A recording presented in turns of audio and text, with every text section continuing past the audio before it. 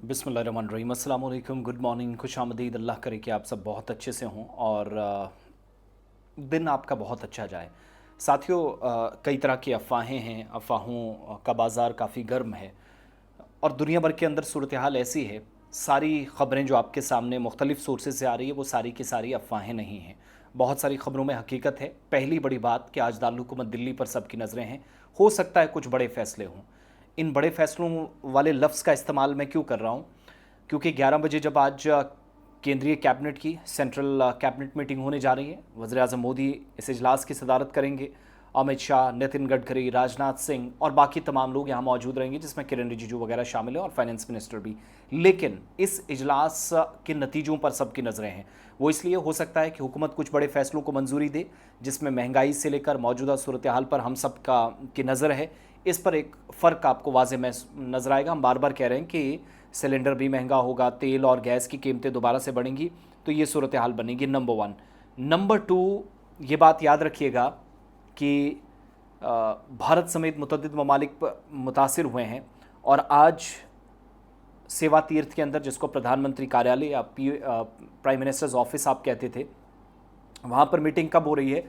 राजनाथ सिंह ने आज और कल, ये या आज जो मीटिंग हुई है, हो रही है 11 बजे, इस मीटिंग से पहले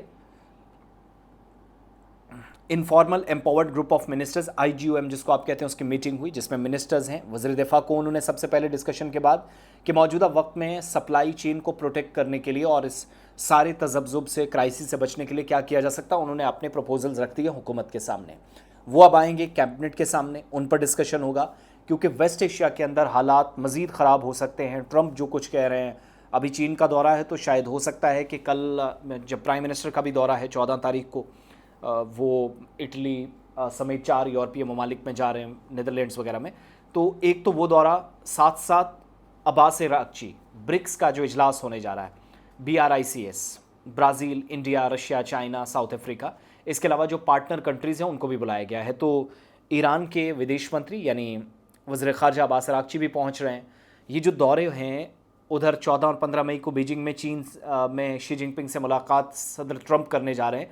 तो ये जो मुलाकातें हो रही हैं, ये बताता है कि तब तक शायद सूरत हाल थोड़ी सी आपको लगे ठीक है, डिस्कशन हुआ है, प्रेशर बढ़ रहा है कि सिफारती सतह पर, कूटनीतिक स्तर पर या बायलैटरल टॉक्स जारी रहें, मगर सूरत हाल ऐसी बिल्कुल भी नहीं है। स्ट्रेट ऑफ हॉर्मोज़ बंद है और अब ईरान ने कल जो फैसला लिया है वो और भी ख़तरनाक है। स्ट्रेट ऑफ हॉर्मोज़ को उनने एक्सपेंड कर दिया है, यानी एक तरह से डिलिमिटेशन करके कि उसके आसपास 3-4 आइलैंड्स जो थे, उन जजीरों को भी अपना हिस्सा स्ट्रेट ऑफ हॉर्मोज़ का समझकर बना लिया है, जिससे आसपास के ममालिक नज़र आ गए हैं, नाराज़ नज़र आएंगे और रद्द-ए-अमल आना शुरू हो गए। तो हाई लेवल मीटिंग में आज बड़े फैसले, प्राइम मिनिस्टर की एक नहीं 2 बार अपील करना। फिर आपको याद होगा राहुल गांधी यही बातें मार्च 2011 में कह रहे थे, तो उस वक्त हमने देखा था कि बहुत सारे लोग हंस रहे थे कि ऐसा नहीं करना चाहिए, ये हुकूमत को ये कर रहे हैं, वो कर रहे हैं। आज अपने लोग उनको कह रहे हैं कि आप तेल, पेट्रोल, डीजल सब कम करें। और इलेक्ट्रिक कार्स का ड्रामा भी भारतीय जनता पार्टी के कई लीडर्स ने रचा, अब तक उनको अकल नहीं आई। आज प्रधानमंत्री ने जैसे कहा था मैं चौकीदार हूं, तो सारे उस तरफ मुड़ पड़े। अपनी अकल किसी को भी नहीं, जब तक दिल्ली से उनको घास ना डाला जाए। बहुत सारे लोग ऐसा करते हैं। बहरहाल असल कहानी यह है कि सोना कम खरीदो, अचानक से स्टॉक मार्केट का क्रैश कर जाना, सोने की कीमतें नीचे गिर जाना, ये सब क्यों हो रहा है?